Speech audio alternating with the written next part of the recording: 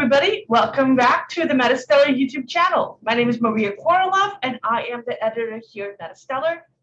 Every Friday, we read the top 10 free science fiction and fantasy books on Amazon. And by me, this week, that's Amare, our reviews editor, and Alex KOROLOV, our news editor. If you want to help us out with these reviews, please contact me. My email is in the description box below. And you can also let us know in the comments. We'd love to have you as part of the team. And all you have to do is read the first couple of chapters and see if you like the book and tell us if you're going to keep going. So you can join us on the show too. So yeah, let's get into it. Today's list has space traveling telepaths, mystery solving witches, vampires, FBI agents, doing the X-Files thing, a lust demon, and a zombie apocalypse. For those of you who are new to the channel, MetaStellar is an online magazine of speculative fiction. All the content is always free to our readers. We publish original short stories, reprints, excerpts, essays, and lots of book reviews. We're able to do this through the kind support of our Patreon donors. Thanks, guys. The links to this article and all the books that I mentioned are in the description box below. So let's get started. The first book is this guy here behind me. Let me figure out which one it is. It is the Atlas Defect. I can't read it up on the screen because it's backwards. The Atlas Defect by A.J. Scudiere. And it's the third of 11 books in the Nightshade Forensic FBI Files series, which is kind of like an X-Files kind of thing. And I guess I can give it away. The male, it's a male-female team, and the guy is a werewolf. So a little twist on the whole X-Files story. So the books are not in Kindle Unlimited. And normally they cost between $3 and $5 each. The 11th book is coming out this July. A couple of strikes against it, as far as I'm concerned. First of all, is that the books cost money. Kindle Unlimited, for those who don't know, is like a Netflix for books. You pay $10 a month and you read all the books you want, as long as they're in Kindle Unlimited. A lot of books are these days, but not all of them. And so I'm a Kindle Unlimited subscriber. So my preference is given to books of equal quality. I'm going to pick the one that's in Kindle Unlimited because it saves me a little cash. I read a lot. So if I was paying full price for every book I read, I would have to sell my house. All right. And although give it, no. Okay, so with this book, since it's the third one in the series, what I normally do is I read the first book. And in this case, the first book is not free and it's not on Kindle Unlimited. But luckily for me, the first 5 chapters were in the Look Inside thing on Amazon. So I read those 5 chapters instead. The book starts a little slowly. FBI agent Larry Eames is released from a hospital where she's been for the past 3 months. Her new boss wants her out early because there's a new case for her. She also has a new partner, and the partner has a particularly sensitive nose, because of the whole werewolf thing. And she's working for a new top secret unit. So they're sent off to look for a missing person case. A bunch of children have been disappearing, and there's a cult located somewhere in Central Texas that might be responsible. Their only lead is a woman who showed up at a local hospital, was treated for shingles, then vanished again without giving her real name. So they go look at that, and then there's also a body that might be connected to the case.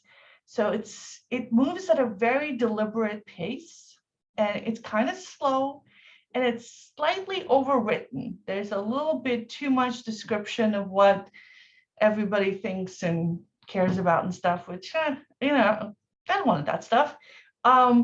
but a lot of people do like the book. It has thousands of 5-star reviews, like thousands. And I have read similarly slow, kind of methodically paced stories before. It does have a little bit of a creepy, somber feel to it. But again, I've liked those books before. So if I was in a different mood, I might stick with it. But the fact that it costs money and the fact that there's a little bit too much grimness in the world right now kind of puts me off.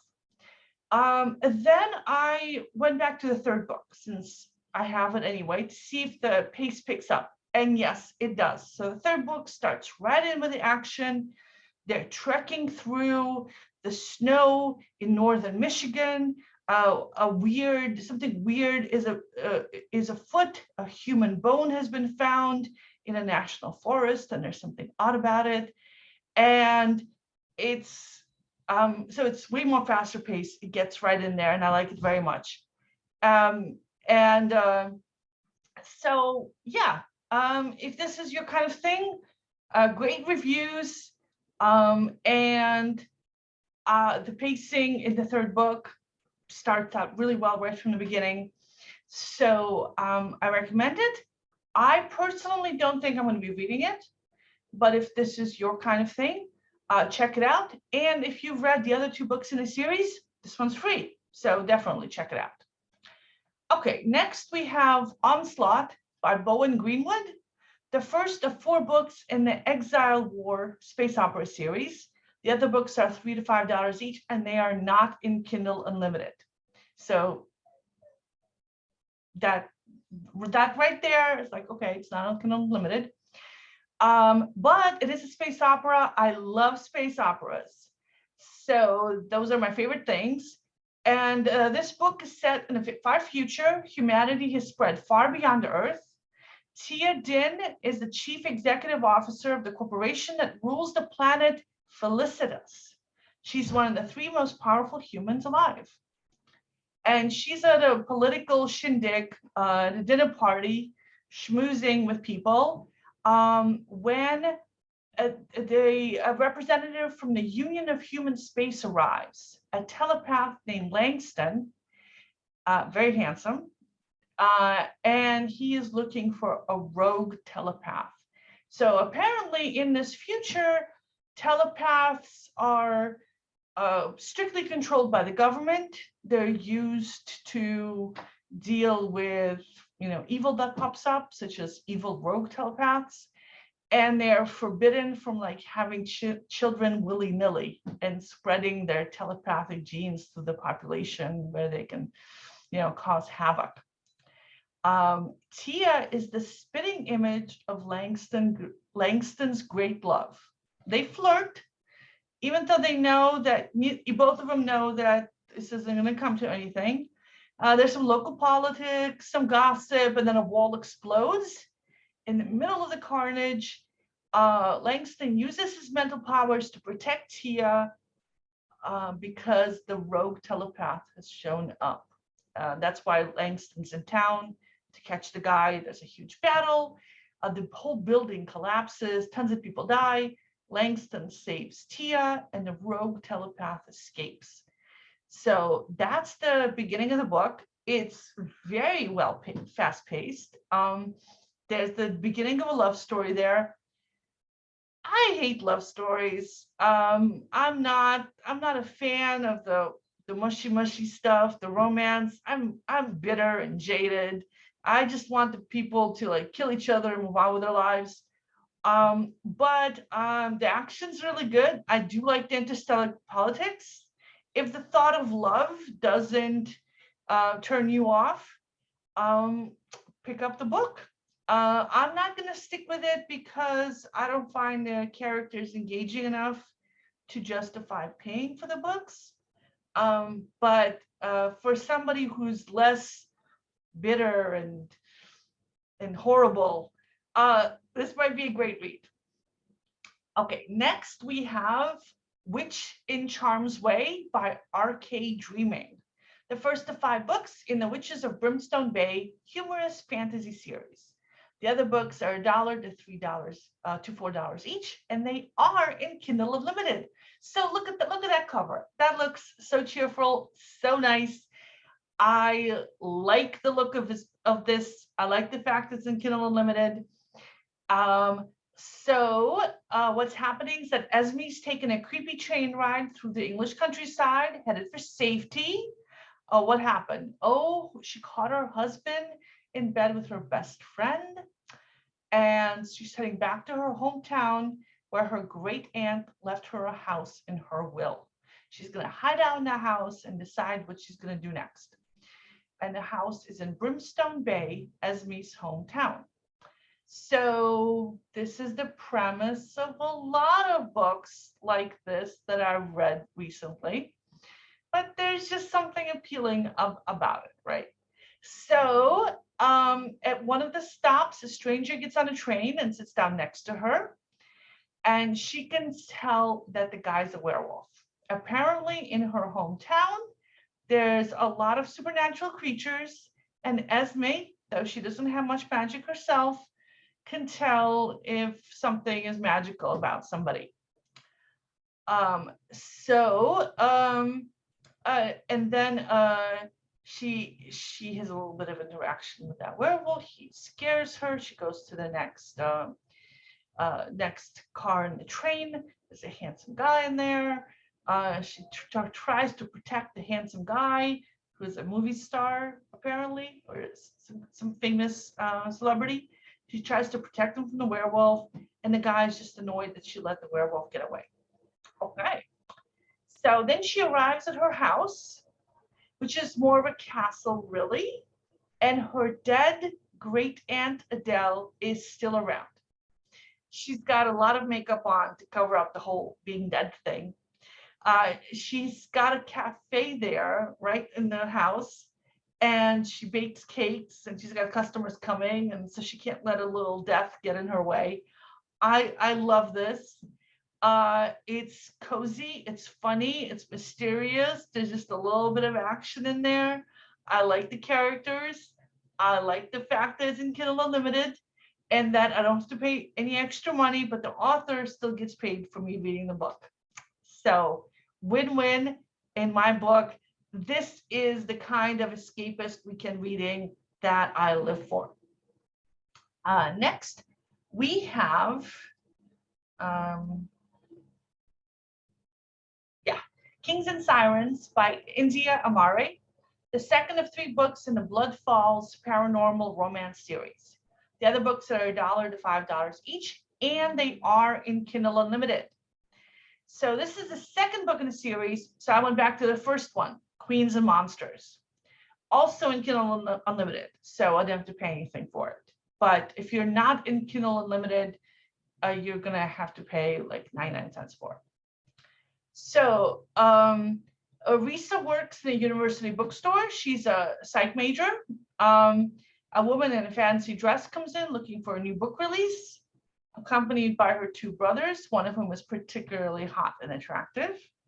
The books are all sold out, but she's got a spare copy of it in the back that she gives to the customer, Gigi, who promises to thank her with a cake. And in fact, when she's back on the ship next, Gigi, the woman, does come in and she's bringing this chocolate cake. Apparently, she's a grad student at the university in anthropology, working on ancient DNA. And then while they're chatting over cake, there's a noise outside. Her brother, they run outside. Her brother's been shot in the shoulder. And when Arisa sees the blood, she freezes up and she feels feverish. She hears no voices. She's in pain. She locks up. She goes home. She gets into a cold shower, and she passes out. When she wakes up, she's in bed and Gigi's there. And Gigi and her brother tell Risa that, hello, you're now a vampire. You've been living your life as a human, but the sight of the guy's blood woke up the vampire in her, and now she's got new powers and a new life, and she grew up in foster homes thinking she was just a regular, normal orphan. But apparently she's the sole heir to the house of Axel. Her father, a vampire, is dead, and her father's family was at war with her mother's family, and there's all this vampire politics and drama.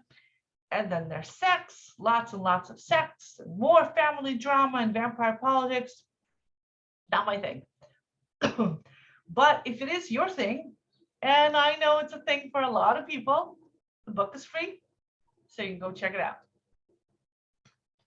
All right, next we have Wizard's Rise by Phillip Tomasso, the first of 4 books in the Severed Empire coming of age fantasy series. The other books are $4 each, but they're not in Kindle Unlimited. And Alex KOROLOV read this book, and he says that Wizard's Rise is a classic sword and sorcery fantasy about an evil king who must be stopped by an unlikely group of heroes.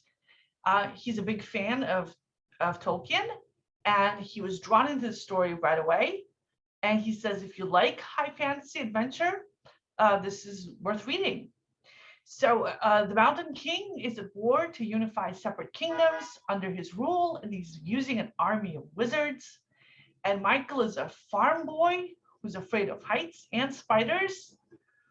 But for some reason, he has a sword, dagger, and bow and arrows hidden inside a tree. And he's the one who has to stop it all. And so the book starts out with him almost being killed by sea serpents.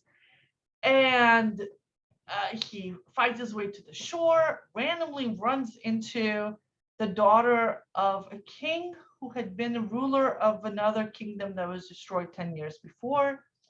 She's going to help him because he might be the only one who can save that old empire.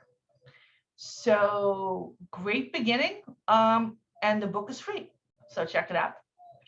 All right, next we have Unbonded by D.K. Holmberg. There's the cover right there. The first of 5 books in the First of the Blades action, adventure, romance, fantasy series. The other books are $4 to $5 each. The 5th book is coming out in June, just in a couple weeks from now. And the entire series is in Kindle Unlimited. So this is a fantasy adventure about a female warrior on a mission. Alex says he read the first 4 chapters, and it was enough. The quest is started, all the characters are introduced, and there's a creepy blood-sucking sorcerer that appeals at the end of chapter 4. So he found it interesting and says he's going to keep reading. So this story is about Imogen, who's been trained from a young age to be a master sword fighter. And now she's on a quest with her brother Timo to find and kill this sorcerer. So this is a fantasy stories with a lot of fighting and magic, he says. And if you like that, check it out. Okay, next we have My Funny Demon Valentine by Aurora Ascher, the first of 3 books in the Hellbent Paranormal Romance series. The other books are $3 and $4 each, and the entire series is in Kindle Unlimited. Ash and his brothers are demons from hell, says Amare. She's the one who read this. And Ash is cursed so that all his senses are dulled and he's partially invisible to humans. He's a lust demon.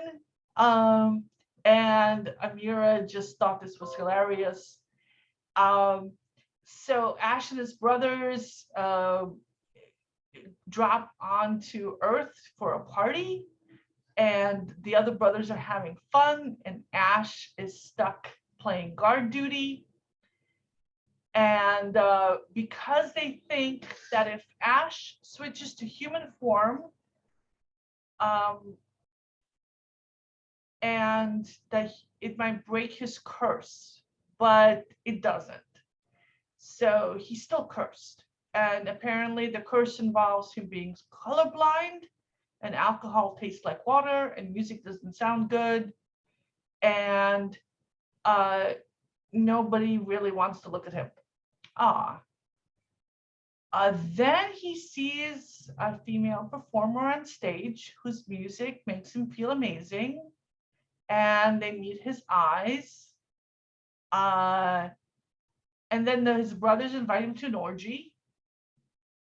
And then the performer catches up to him and thanks him for listening to her music. And everyone's shocked she can see him because apparently literally nobody else can see him. And Amira says it's a hokey, predictable story, but the characters are believable and it's sucking her in. So she says, if you like paranormal romance, nightclubs, gritty characters, cheesy humor, then you might really like this. So she says she wants me back and finish this up. All right, next is a book that I've read, City of Storms by Kat Ross. And I think this is the best book on the list. Not my favorite. I like the cozy paranormal mystery because it's just the light, fun thing to read over the weekend. And so I'm definitely going to come back to those. But this one was really good. This is the first of 4 books in the Night Marked fantasy series. The second book is $4, and the third and fourth book are currently available for pre-order, and then will be coming out this coming August, and then in May of next year. This series is not in Kindle Unlimited, but I think it's worth the money. So in this world, people get magical tattoos called marks, which suppress people's worst impulses. But sometimes these marks flip and people do the opposite, and where all the inhibitions are released and people do horrible, crazy things, up and including murder. And Alexei is a priest, and his job is to hunt down people whose marks have flipped before anybody gets hurt. And to help him, he has a kennel of mark hounds, dogs that are bred to smell the moment a mark is flipped and then follow the mark to its source. And so when I read up to this point with the creepy place where Alexei is living and all this other stuff, I'm thinking epic fantasy. But then Alexei's partner shows up, Patrick, and he drives up in a car and he smokes a cigarette. And then there's like more modern stuff in there, electricity and telephones, umbrellas and taxis and trams and waterproof mascara. But it's also not our modern world. The place names are all different. And although the names sound vaguely Russian, they're not quite exactly Russian. And there's also knights and mages, and of course the night marked hounds and all this other stuff. This story is great. I was really caught up. The tone and style reminded me a bit of the Shadow and Bone series by Lee Bardugo, which was made into a Netflix series. So that kind of like a tone of it's a different world. It's not a classic fantasy world. It's a bit more modern than her books. Her books seem to be like maybe like set in like about 100 years in the past or so. I mean, they have trains and stuff, but it's not like modern world. And here we have electricity and cars, so it's a bit more modern, but everything else seems to be very, very different. I recommend it very highly, and I think it's worth paying money for. All right, next we have As Witch Would Have It by Mara Webb, the first of 12 books in the Wicked Witches of Pendle Island cozy mystery series. The other books are $3 to $4 each, and their entire series is in Kindle Unlimited. So Chelsea's life is falling apart, so she goes to her birthplace, Pendle Island, where she's inherited her great aunt's house, and her great aunt was a witch. So didn't we just hear the same premise 3 books ago? Yes, we did. But in this book, instead of cake, we have a talking cat familiar. And instead of being haunted by the dead witch, the house is haunted by a dead pirate. So totally different. It's a fun mystery. It's a cozy island setting. The cat is fun. Chelsea has a crazy cousin, Lizzie, who lives on the island and who's happy to finally see Chelsea come to her birthplace. The books are, this book is a lot of fun. There's a mystery because the great aunt was murdered by somebody. So yeah, I like it. I might read this one as well. And finally, my least favorite book of the day is The Survivors by Dan Decker. So first of all, I'm prejudiced against apocalypse books. We're living in an apocalypse as it is. I don't want more apocalypse for my leisure reading. I'd rather have my leisure reading be as far away from reality as possible. And it gets worse. So the main character is a college student with a stash of guns in his dorm room. And he's annoyed that people are making fun of him for having all these guns. And he's in Texas. So a little creeped out by it, that a bunch of zombies show up and he has to use his guns to fight off the zombies. So there you go. Proof that you need guns after all, because you never know when zombies are going to show up. So a little creepy, a little disturbing. I couldn't keep reading this. But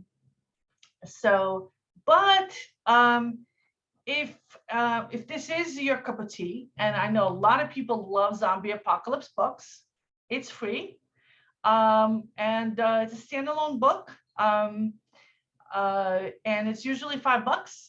So good deal. All right. If you have any comments about any of these books, let us know if you read them or plan to read them or don't plan to read them, and let us know in the comment section below. If you have any other books that you want to recommend that you want us to check out, or if you're an author and want to come on and talk about books, email me, and my email address is in the description box below as well. All right, and I want to thank again our Patreon supporters. We wouldn't be able to do all this without you, so thank you very much. Our next submission cycle for original fiction is in the fall, thanks to your generosity. But you can submit reprints and excerpts at any time, as well as essays and book reviews and anything else you want to do.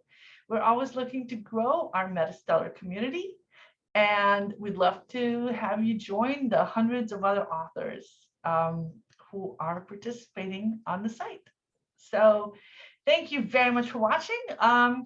And like, subscribe, support, all the usual. Have a great weekend and see you next Friday. Bye-bye.